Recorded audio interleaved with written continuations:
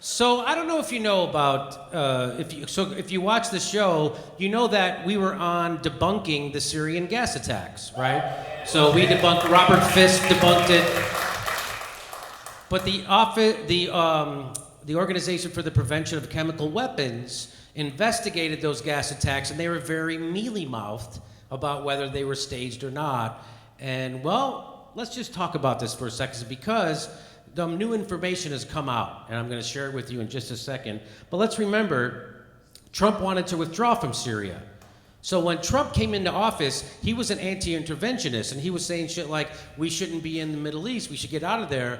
And honest to God, that pissed off a lot of people in the intelligence community and the military-industrial complex and Wall Street. They're like, that guy's got to get his fucking mind right? And that really did scare them and piss them off, which is why all this dossier stuff, just like Chuck Schumer said, they have 6 ways to Sunday to mess with you, the CIA, if you mess with them, and that's exactly what's going on. So he announced, do you remember, that he wanted to pull, he's like, I want to get out of Syria. And what's the date on that? Okay, so he wanted to get out of Syria.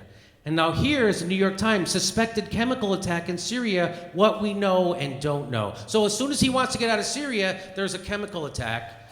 And the CNN goes to, do you remember when CNN, they sent a crack reporter, a reporter on crack, to go check this out? So she goes up, they think there was a sarin gas attack, and what does she do? And there's definitely something. Yeah. Hey, is that a deadly gas? Yeah, I think I'm gonna die now. But I bet I'll win an award for this or something. Because that's what people would do if you thought there was deadly gas on something. You would go, please stick it in my face, let me... So what that is that's proof that she doesn't think that there's anything on that fucking backpack. If there was poison, she'd be dead. It isn't. Oh, no, it's definitely something. You want to watch it again? And there's definitely something that stings. It stings. Oh yeah, that's sarin gas. It's like capers or something. I don't. Smells like a false flag or the taste of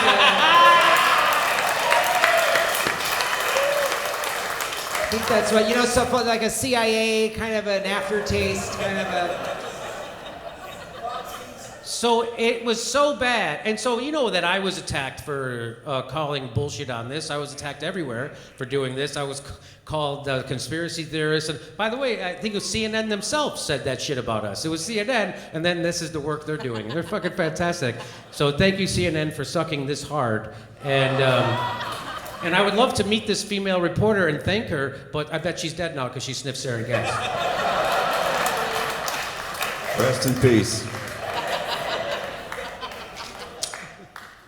So here is, so this is Sky News, this is Rupert Murdoch News, and they bring on, this guy was the former head of the British military, so he starts to say, because it never made sense that Assad would gas his own people because he's winning the war, and the only thing that could hurt him is if he somehow did something that would draw the United States into the war explicitly. We're there covertly, but explicitly, so why would he do that if he's winning the war? It didn't make sense, which is why people were skeptical of it, except you're not allowed to be skeptical of it in the news, and especially corporate news, and watch what happens. Do you think anything what we've heard from either Sergei Lavrov or indeed the Russian ambassador has made it more difficult for the UK to launch any kind of attack without putting it to Parliament?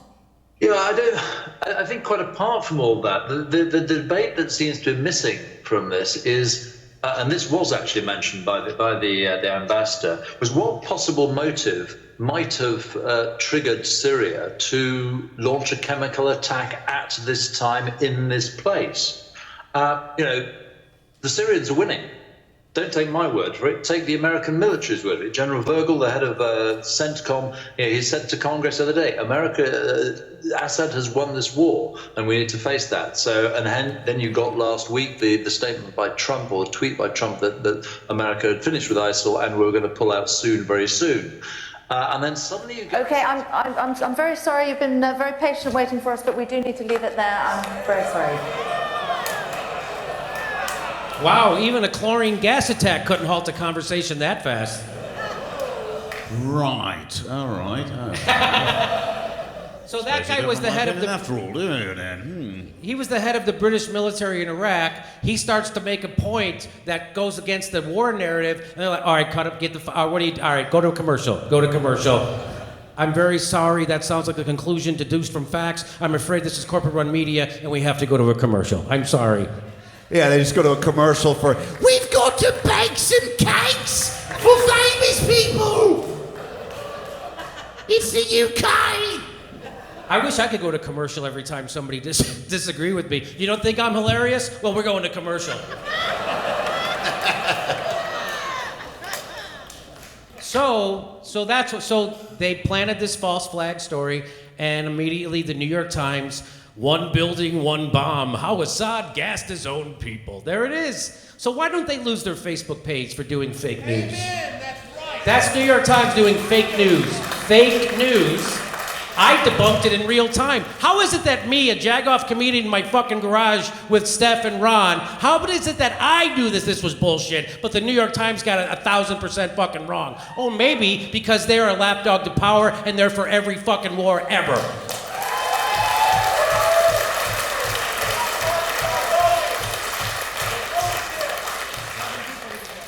And then after they plant the false flag story, NBC News, Trump announces strikes on Syria following suspected chemical weapons attack by Assad. It works like clockwork. Like clockwork. Oh, he did a chemical attack. We have to bomb them now. And this was the pictures of those bombs. There they are. They are taken off. And if you want some commentary with them, here's Brian Williams. He's going to give us some commentary. I'm guided by the beauty of our weapons, and they are beautiful pictures. Yeah, I'm guided.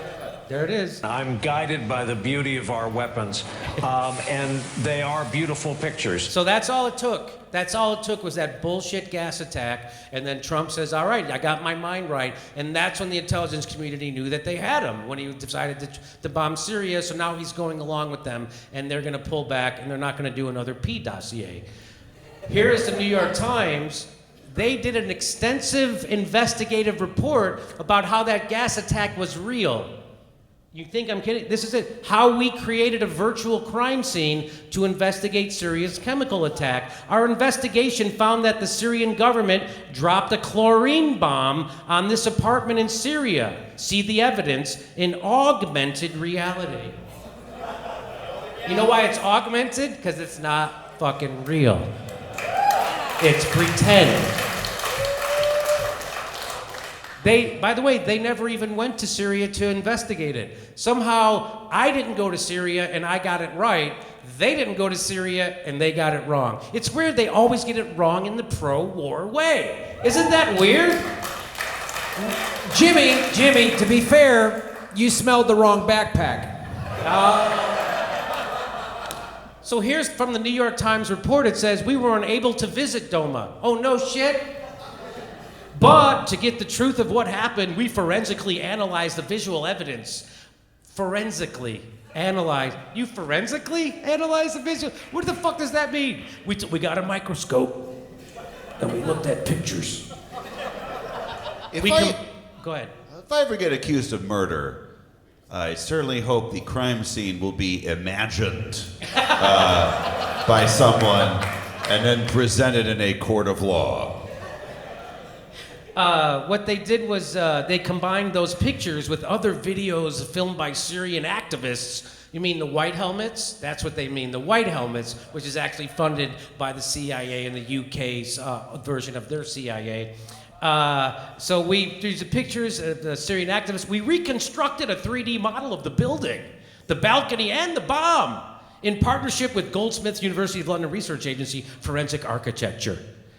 It turns out it's all fucking bullshit, because there was a part in the Organization for the Prevention of Chemical Weapons, the OPCW. Their report had also an engineering report. So they had engineers give a report on whether this could happen from an engineer's perspective. Was this actually able to happen from a mechanical engineering perspective? And they concluded that it wasn't. They left that out of the report. That was left out of the report. And now the OPCW is a nominally independent body that almost certainly at the ground level has some capable scientists and investigators, but at a more senior management and political level, it appears to have allowed itself to become co-opted and compromised as a tool of the United States and UK policy and France. And here's the bomb, by the way. So those bombs, you see it on the right? That's on someone's bed. That's on someone's bed, and that's other ones on the left is on someone's. And you know it's scary because the guy's got a gas mask on. And so that bomb was supposedly went through a concrete roof that was reinforced with steel bars. That bomb there doesn't look like it went through a concrete roof and that was reinforced with metal bar. You know why it doesn't look that way? Because it fucking didn't. It didn't. And here it is again.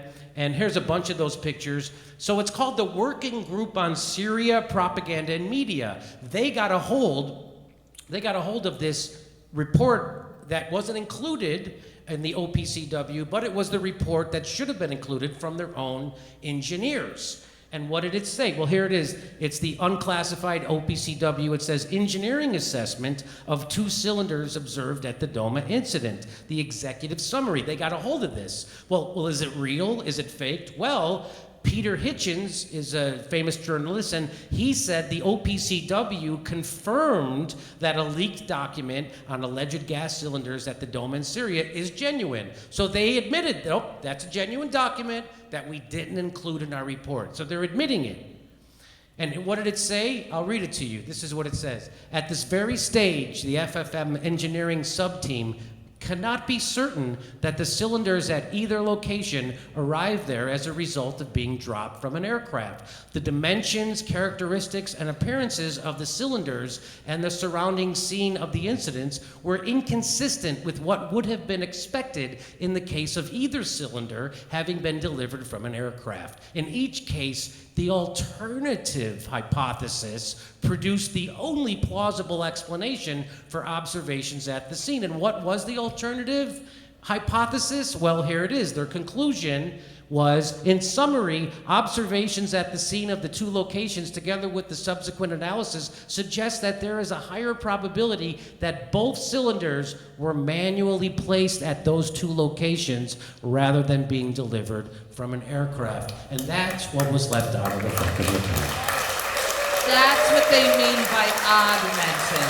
Got it. That's what they mean by augmented. Yeah, that's what they mean by augmented. And so, what this guy says, the leaked OPCW engineer's assessment is confirmed as genuine, which means the final report actively concealed evidence that the Doma chemical attack was staged by jihadists and the white helmets. The OPCW's other Syria reports must now be treated as worthless too. So that's what's happening. Jimmy. Haha. Jimmy. Yes. Do Yes. you know who placed cylinders on bed? No, who did that? Vladimir Putin. I did it personally to just be agent of chaos. To be knowing chaos agent. So here's the summary. So just to give you their summary.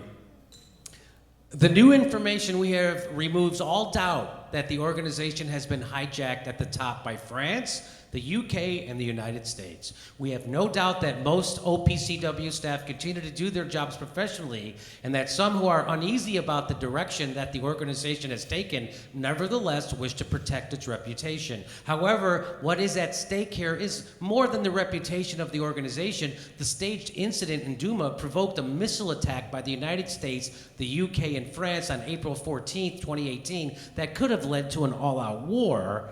The cover-up of evidence that the Doma incident was staged is not merely misconduct, as the staging of the Doma incident entailed mass murder of civilians. Those in the OPCW who have suppressed the evidence of staging are unwittingly or otherwise colluding with mass murder. So that's what happened, and that's what's going on, and that's the lengths that people will go to push war for fucking money.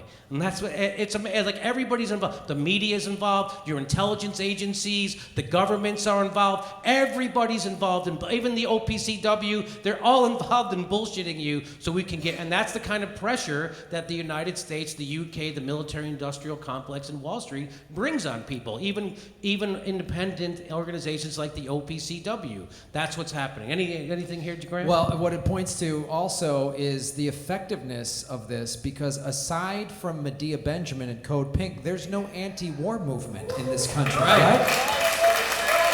So everyone on the left who hates Trump, resist, they never list this as one of the things they don't like Trump for. The left has been like, wow, we need war. You know what I mean? The left, I have neoliberal friends of mine, people I consider intelligent, to go, well, they literally said this 2 years ago on the first bombing. Well, Trump had to. I mean, you saw those gassing the children. Friends of mine who hate Trump, don't like him, neoliberal, and I'm like, wow, that's how effective the military-industrial complex is. They write something in some think tank at the CIA or whatever, and it comes out of my buddy's mouth as we're driving to go do a fucking movie podcast or whatever. No one wants, there's no anti-war movement on the left. Where the fuck is it?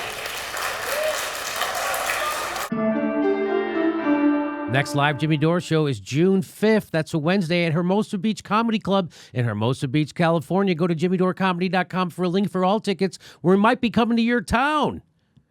And if you love the show, please become a patron. Please support the show. We give you hours of bonus material every week. And please click that bell and make sure you're subscribed. Even if you think you are already subscribed, they unsubscribe people every day. Just check. Thanks for your support.